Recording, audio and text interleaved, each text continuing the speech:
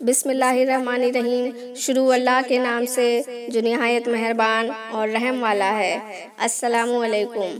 آج کی ویڈیو میں ہم آپ کو فرشتوں کے بارے میں بتائیں گے۔ فرشتے یا ملائک کے معنی ہیں پیغام لانے والے۔ قرآن کریم میں ملائکہ یعنی فرشتوں کا ذکر 86 آیات میں 88 بار آیا ہے۔ یہ نور سے پیدا کیے گئے ہیں، جبکہ انسان مٹی سے اور جنات آگ سے پیدا کیے گئے ہیں۔ ان کے 2 سے لے کر 4 جوڑے پروں کے ہوتے ہیں، اور حسب ضرورت و مصلحت اللہ تعالیٰ ان میں اضافہ بھی کر دیتا ہے۔ سورہ فاطر آیت نمبر 1 کا ترجمہ ہے: سب تعریف خدا ہی کو ہے جو آسمانوں اور زمین کا پیدا کرنے والا ہے اور فرشتوں کو قاصد بنانے والا ہے، جن کے 2 اور 3 اور 4 پر ہیں۔ وہ اپنی مخلوقات جو چاہتا ہے بڑھاتا ہے، بے شک خدا ہر چیز پر قادر ہے۔ ان سے اللہ تعالیٰ اپنے حکم سے پوری کائنات کا انتظام چلانے کا کام لیتا ہے۔ یہ بااختیار نہیں ہوتے جیسا کہ انسان اور جنات ہوتے ہیں۔ یہ وہی کام کرتے ہیں اور کر سکتے ہیں جس کا حکم اللہ تعالیٰ دیتا ہے۔ گویا اللہ نے فرشتوں کو مختلف کاموں کے لیے پیدا کیا، جیسا کہ کچھ خاص فرشتے بارش برسانے کے لیے ہیں، زندگی یعنی جان ڈالنے کے لیے الگ فرشتے ہیں، روح نکالنے کے لیے الگ، نامہ اعمال لکھنے کے لیے الگ، جنت کو سنبھالنے کے لیے الگ ہیں، جہنم میں لوگوں کو پھینکنے اور آگ دہکانے کے فرشتے الگ ہیں۔ تو اللہ نے ان کو کچھ مخصوص کاموں کے لیے پیدا کیا ہے۔ اور رہی بات کہ کب پیدا ہوئے، تو انسان یعنی آدم علیہ السلام کی پیدائش سے پہلے پیدا ہوئے، لیکن کب اس کی تفصیل قرآن اور حدیث میں نہیں ملتی ہے۔ لیکن اتنا طے ہے کہ آدم علیہ السلام سے پہلے پیدا ہوئے تھے۔ اس کی دلیل یہ ہے کہ سورہ بقرہ آیت نمبر 30 میں اللہ تعالیٰ نے فرمایا: اور تیرے رب نے فرشتوں سے کہا کہ میں زمین پر ایک ایسا خلیفہ بنانے والا ہوں، ایسے لوگ، ایسی نسل جو ایک کے بعد ایک آتی جائے گی۔ تو یہاں اللہ تعالیٰ نے آدم علیہ السلام کو بنانے سے پہلے فرشتوں کو آدم علیہ السلام کو بنانے کی خبر دی۔ اس سے پتہ چلا کہ آدم علیہ السلام کی پیدائش سے پہلے فرشتے پیدا ہوئے، لیکن کب اس کی تفصیل نہیں ملتی۔ اب کیونکہ یہ نور سے پیدا کیے گئے ہیں، تو ہم ان کو ان کی اصل شکل، ان کی ریئل فزکس یا شیپ میں نہیں دیکھ سکتے، سوائے جب اللہ تعالیٰ ان کو حکم دیتا ہے اور وہ انسانی شکل لے کر آتے ہیں، تو تب انہیں کوئی دیکھ سکتا ہے۔ جیسا کہ حضور صلی اللہ علیہ وسلم کے زمانے میں حضرت جبریل علیہ السلام آئے، کچھ موقعوں پر اور کچھ باتیں کی، اور پھر ان کے جانے کے بعد حضور صلی اللہ علیہ وسلم نے فرمایا یہ جبریل تھے، تو وہ اصل شکل میں نہیں یعنی انسانی شکل میں آئے تھے۔ یا جیسے قوم لوط کو عذاب دینے کے لیے فرشتے خوبصورت جوان لڑکوں کی شکل میں آئے تھے۔ یہ پورا واقعہ آپ ہماری ویڈیو میں لوط علیہ السلام کی قسط میں جا کے سن سکتے ہیں۔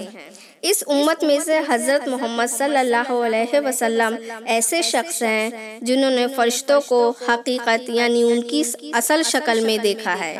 نبی کریم صلی اللہ علیہ وسلم کی ذات کے علاوہ کسی نے بھی فرشتوں کو اصل شکل میں نہیں دیکھا۔ آپ صلی اللہ علیہ وسلم نے خود ماں عائشہ سے فرمایا کہ میں نے جبریل کو 2 مرتبہ ان کی اصل شکل میں دیکھا ہے۔ پہلی بار نبوت کے ابتدائی دور یعنی جب وہ پہلی بار وحی لے کر آئے تھے، اور جب دیکھا تو وہ زمین سے آسمان تک سب حضرت جبریل علیہ السلام سے بھر گیا تھا، ان کے علاوہ کچھ نہیں دکھ رہا تھا، اور اس وقت ان کے 600 پر تھے، اور میں نے دیکھا ان پروں میں سے ہیرے اور موتی جھڑ رہے تھے۔ اس سے واضح ہوتا ہے قدامت کے اعتبار سے بہت بڑے بڑے ہوتے ہیں اور بہت خوبصورت ہوتے ہیں۔ اس کے علاوہ ان کو دوسری بار اصل شکل میں معراج کی رات سدرۃ المنتہا کے پاس دیکھا تھا۔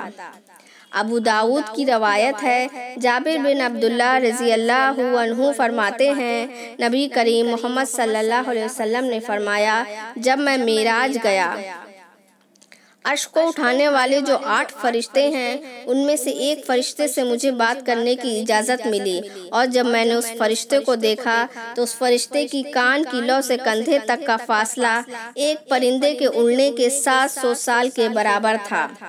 یعنی ان کے کان کی لو سے لے کر کاندھے تک کا فاصلہ اتنا تھا کہ ایک پرندہ 700 سال لگاتار اڑتا رہے، اور جتنی مسافت یعنی ڈسٹینس وہ طے کرے اتنا ڈسٹینس اس فرشتے کے کان کی لو سے ان کے کندھے تک کا تھا۔ اس سے اندازہ ہوتا ہے کہ فرشتے کتنے بڑے بڑے ہوتے ہیں اور بہت خوبصورت ہوتے ہیں۔ اس کی دلیل یوسف علیہ السلام کے قصے سے ملتی ہے۔ جب عزیز مصر کی بیوی کے بارے میں لوگوں نے کہا کہ کیسی عورت ہے، اپنی غلام پر نظر رکھتی ہے، تو زلیخا نے سب عورتوں کی دعوت کی، مہمان خانے میں قالین مسند بچھا کر سب عورتوں کو بٹھا دیا اور ان کے سامنے پھلوں کی ٹوکری اور پلیٹ میں ایک ایک چھری رکھ دی، اور یوسف علیہ السلام کو وہاں آنے کا حکم دیا۔ جب عورتوں کی نگاہ حضرت یوسف علیہ السلام پر پڑی تو وہ دنگ رہ گئیں اور پھل کاٹنے کے بجائے اپنی اپنی انگلیاں کاٹ لیں اور کہنے لگیں۔ اس کو اللہ تعالیٰ نے قرآن پاک میں سورہ یوسف آیت نمبر 31 میں اس طرح دہرایا ہے کہ وہ کہنے لگے، یہ شخص انسان نہیں، نور کا پتلا ہے، کوئی بزرگ فرشتہ ہے۔ گویا اس قول سے بھی پتہ چلتا ہے کہ فرشتے خوبصورت ہوتے ہیں۔ اس کے علاوہ فرشتے کھاتے پیتے نہیں ہیں، جس کے تعلق سے ایک واقعہ ہے کہ ابراہیم علیہ السلام کے پاس فرشتے آئے تھے ان کو خوشخبری دینے اسحاق علیہ السلام کی پیدائش کی اور یہ بتانے کہ قوم لوط کے ساتھ کیا ہونے والا ہے۔ اس وقت ابراہیم علیہ السلام نے ان کو بھنا ہوا بچڑا پیش کیا کھانے کے لیے، اور انہوں نے یعنی فرشتوں نے کھانے سے انکار کر دیا۔ اسی طرح وہ مذکر یا مؤنث نہیں کہلائے جا سکتے۔ ہم نہیں کہہ سکتے کہ ان کا جینڈر کیا ہے، وہ میل ہیں یا فیمیل، کیونکہ وہ ایک ایسی دنیا میں ہے جس کے تعلق سے ہم نہیں جانتے۔ کتاب و سنت میں بھی ان کے جینڈر کو لے کر کوئی تفصیل نہیں ملتی ہے، لہٰذا وہ میل ہیں یا فیمیل اس چیز کو ہم تصور نہیں کر سکتے۔ اس کے علاوہ فرشتے اللہ کے دیے گئے کام اور عبادت کرتے ہوئے کبھی نہیں تھکتے ہیں، جس کا تذکرہ سورہ انبیاء آیت نمبر 20 میں اللہ تعالیٰ نے فرمایا اور کہا، وہ صبح و شام اللہ کی تسبیح بیان کرتے ہیں اور سستی نہیں کرتے۔ اسی طرح اسرافیل علیہ السلام جو ایک فرشتے ہیں ان کے تعلق سے آتا ہے، حضرت محمد صلی اللہ علیہ وسلم فرماتے ہیں کہ اسرافیل علیہ السلام کو جب اللہ نے بنایا اور بنا کے کام دے دیا کہ سور پھونکنا ہے، تو نبی کریم صلی اللہ علیہ وسلم آگے فرماتے ہیں کہ ان کا منہ سور کے قریب ہے۔ سور ایک بچنے والی چیز ہے اور ان کا منہ جب سور کے نزدیک ہے اور نظر اللہ رب العزت کے عرش کی طرف ہے کہ کب اللہ حکم دے دے اور مجھے سور پھونکنا پڑ جائے، اور جب سے پیدا کیے گئے ہیں تب سے کھڑے ہیں اور قیامت تک کھڑے رہیں گے، اور ایک بار بھی پلک نہیں جھپکیں گے کہ کب اللہ کا حکم آ جائے۔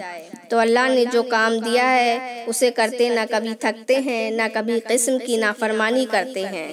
سجدے میں ہیں تو سجدوں میں ہی ہیں، تسبیح بیان کر رہے ہیں تو تسبیح بیان کرے جا رہے ہیں، یعنی جس کو جو کام دیا گیا ہے وہ اس کام میں لگا ہے۔ اب بات آتی ہے کہ فرشتے رہتے کہاں ہیں، تو فرشتے آسمانوں میں رہتے ہیں، اس لیے کہ جب بھی فرشتوں کا تذکرہ آتا ہے تو قرآن میں اترنے کا لفظ آتا ہے کہ فرشتہ اترا۔ اب اترا کہاں سے اترا، مطلب اوپر سے اترا، اوپر یعنی آسمان سے۔ اب رہی بات ان کی تعداد، تو ان کی صحیح تعداد ہم نہیں جانتے۔ صحیح بخاری کی روایت کے مطابق حضرت محمد صلی اللہ علیہ وسلم فرماتے ہیں، جیسے دنیا میں ہمارا کعبہ ہے ویسے 7ویں آسمان پر بیت المعمور نام کا اللہ کا ایک گھر ہے۔ فرشتے اس کا طواف کرتے ہیں اور طواف کرنے کے بعد چلے جاتے ہیں۔ آپ صلی اللہ علیہ وسلم فرماتے ہیں 70,000 فرشتے اس میں روز عبادت کرتے ہیں، روز طواف کرتے ہیں، اور ان کا دوبارہ نمبر کبھی نہیں آئے گا۔ گویا فرشتے لا تعداد ہیں۔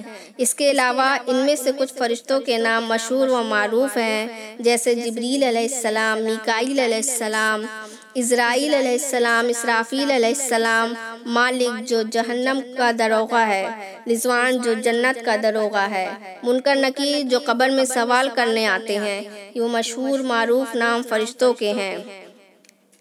پہلے سور پھونکنے کے بعد یہ بھی ختم ہو جائیں گے، کیونکہ رب العزت نے قرآن میں کہا ہے تمام چیزیں ہلاک ہو جائیں گی سوائے تیرے رب کی ذات کے۔ یہ تھا مختصر سا بیان فرشتوں کے حلیے کے بارے میں۔ انشاءاللہ ایک نئے ٹاپک کے ساتھ اگلی ویڈیو میں پھر ملیں گے۔ اللہ حافظ۔